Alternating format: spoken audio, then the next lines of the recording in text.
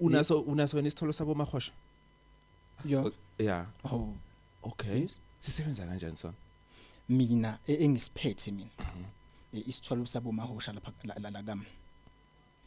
the more umahosha elala nebantu the more wena uba rich laba abantu alala nabo inhlahla yabo niyakhona ukuthi uyithwebule iinvest kuleni force ukufuna ukuyenta ngaleso sikhathi that's why umuntu mangaphanye ulala nabo mahosha afika thina akasebenzisa condom ngeke ngisho ngithi lo singisile inhlahla lakhe useka bedini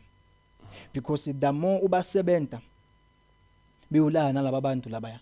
leti info leto sukuthi ifake kuwena like kubona I mean ibenefita bona kanye nawe wena mnika tomsibini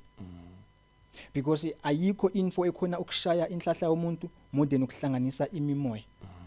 more especially sexually because ifulala nomuntu akuhlangana inyama nje kuphela but ukuhlangana nama spirit uthola ukuthi esami spirit sine bad esalo umuntu olana na spirit ngathi usana sinenhlahla